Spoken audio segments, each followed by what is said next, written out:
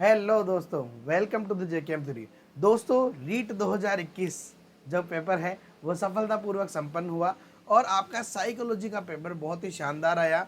औसत पेपर आया है ना। औसत से कम नहीं कहा जा सकता और औसत से अधिक भी नहीं कहा जा सकता। औसत पेपर आया है। मेरिट भी जो क्या जाएगी इनके सबके बारे में हम बाद में चर्चा करेंगे।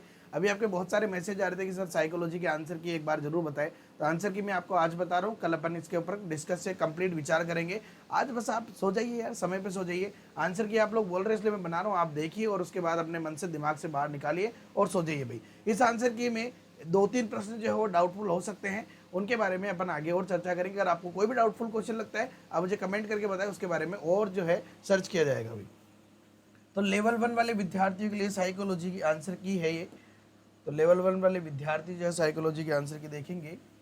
अल्बर्ट बांडुरा द्वारा प्रस्तावित अधिगम सिद्धांत सबको पता है, सामाजिक अधिगम सिद्धांत दिया है भाई। मैं सिर्फ आज आपको आंसर की बता रहा हूँ भाई।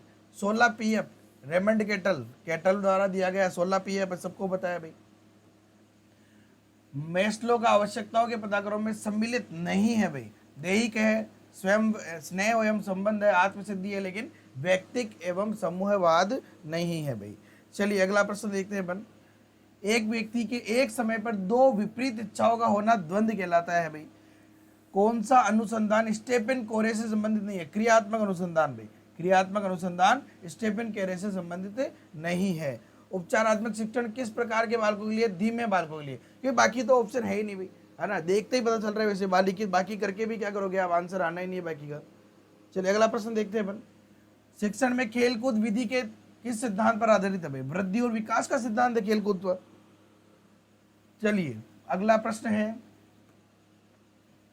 एनसीएफ 2005 में राष्ट्रीय स्टायरिंग समिति के अध्यक्ष कौन है? प्रोफेसर मेहरोत्रा। कौन है भाई? मेहरोत्रा, प्रोफेसर मेहरोत्रा भाई, बहुत बढ़िया। चलिए अगला प्रश्न देखते हैं अपन। आरटी अधिनियम 2009 में किस आयु के समूह के बालकों के लिए भाई? 6 से 14। हर कोई बता देगा इसका आंसर, सिंपल से प्रश्न आया है। दैहिक अभिप्रेरक नहीं है, भूख नींद प्यास सब है, उपलब्धि नहीं है भाई, दैहिक नहीं है, उपलब्धि। शिक्षण अधिगम का मनोवैज्ञानिक आधार किस पर निर्भर करता है भाई? अध्यापन शैली पे। शिक्षण अधिगम का मनोवैज्ञानिक आधार अधिगम शैली पे। डायरेक्ट क्वेश्चन हो रहा है भाई, काम खत्म। मनोविज्ञान शिक्षण शैलियों से रिलेटेड है भाई। आरटी अधिनियम 2009 के अनुसार प्राथमिक विद्यालय की बात हो रही है।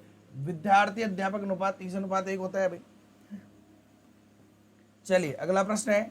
मध्यावधि परीक्षा का एक उदाहरण है भाई योगात्मक मूल्यांकन का। मध्यावधि अर्धवार्षिक और वार्षिक योगात्मक होते हैं और जो टेस्ट होते हैं वो रचनात्मक होते हैं, ठीक है ना। ये अपने को ध्यान में रखना है भाई।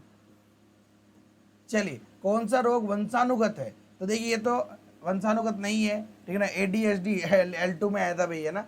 ये वाला हो जाएगा भाई, है ना। फिनाइल कीटोनूरिया है ना, ये वाला जो रोग है ये वंशानुगत है भाई, ठीक है ना। तो पेपर देखो थोड़ा बहुत सिमिलर भी आता है इधर उधर। बुद्धि निष्पादन परीक्षण है भाई। कौन सा बुद्धि का निष्पादन परीक्षण है? भाटिया बैटरी परीक्षण निष्पादन परीक्षण है भाई। अगला प्रश्न है। मानव विकास आजीवन चलता रहता है, यद्यपि दो व्यक्ति बराबर नहीं होते किंतु सभी सामान्य बालकों में विकास का क्रम एक सा रहता है। यह कथन विकास के किस सिद्धांत की ओर संकेत करता है? देखो विकास का प्रश्न L2 में भी आया था, L1 में, उसमें निरंतरता वाला आया था, यहाँ पे समान प्रतिमान का सिद्धांत आंसर आ जाएगा भाई। चलिए अगला प्रश्न आ जाएगा। जीन पियाजे के अनुसार संज्ञानात्मक विकास की अंतिम अवस्था कौन सी है? अमूर्त संक्रियात्मक। डायरेक्ट पता है भाई, संवेदी पेशी पहली है, ठीक है ना। उत्तर संक्रियात्मक है, मूर्त संक्रियात्मक और अमूर्त वाला। आनुवांशिकी के जनक ग्रेगर जॉन मेंडल, और ना मटर के दाने पे प्रयोग किया था, काम खत्म। व्यक्तित्व का मनोविश्लेषणात्मक, देखो मनोविश्लेषणात्मक सिद्धांत सिगमंड फ्राइड। L2 में सिगमंड फ्राइड वाला स्वप्न विश्लेषण से रिलेटेड क्वेश्चन आ गया था, बस काम खत्म। ये L1 में भी आया था, L2 में भी आया था, L1 में भी आ गया। मानसिक आयु 12 है तो उसकी बुद्धि लब्धि कितनी हो जाएगी भाई? 120 है, बस संख्या चेंज थी वहां पे, काम खत्म। व्यक्तिगत भिन्नता को निर्धारित करने में कौन सा जैविक कारक नहीं है भाई? व्यक्तिगत भिन्नता को जैविक कारक नहीं है, व्यक्तिगत भिन्नता को निर्धारित जैविक कारक नहीं है। अभिभावक बालक संबंध भाई, ठीक है ना। अभिभावक बालक संबंध जैविक कारक कहां से हो सकते हैं? रिलेशन की बात हो रही है, संबंध की बात हो रही है। डाउन संलक्षण का कारण है भाई त्रिगुण सूत्रता 21, त्रिगुण सूत्रता 21 यहाँ पे डाउन संलक्षण का कारण है भाई। चलिए अगला प्रश्न देखते हैं अपन। विश्वसनीयता की अवधारणा से आशय है भाई प्राप्तांकों की बारंबारता, यानी बार बार सेम ही प्राप्तांक हमें मिले, बस बहुत बढ़िया। अगला प्रश्न है। निम्नलिखित में से कौन सा प्रक्षेपी परीक्षण का उदाहरण नहीं है? देखिए नहीं है तो TAT होता है, SCT होता है, इन दोनों में आप कंफ्यूज रहे होंगे, ड्रॉ ए मेन और MMPI। तो MMPI यहाँ पे आंसर हो जाएगा भाई, ये नहीं है भाई, ठीक है ना साथियों। विस्तार से अपन कल इसके ऊपर चर्चा करेंगे, बहुत ही शानदार लाइव आऊंगा मैं, आप लोगों से भी आपके राय जानूंगा, आप लोगों के कमेंट्स देखेंगे, अपन ये सारे देखेंगे। अगर आपको कोई भी डाउटफुल लगे क्वेश्चन तो आप मुझे कमेंट कर सकते हैं भाई। बहुबुद्धि सिद्धांत किससे सीधा पता है? हार्वर्ड गार्डनर, बहुत बार पढ़ा है भाई ये प्रश्न। NCF 2005 के अनुसार गणित शिक्षण का प्रमुख उद्देश्य है भाई यहाँ पे बालक के चिंतन का गणितीकरण करना, है ना। गणित शिक्षण का प्रमुख उद्देश्य क्या है? बालक के चिंतन का गणितीकरण करना। तो गणित शिक्षण विधियों का प्रश्न यहाँ दे दिया भाई, और क्या है, बस सिंपल सा प्रश्न है। चलिए अगला प्रश्न है, पारितोषिक तथा दंड के माध्यम से सीखना अधिगम के किस सिद्धांत में है भाई? क्रिया प्रसूत अधिगम में, है ना।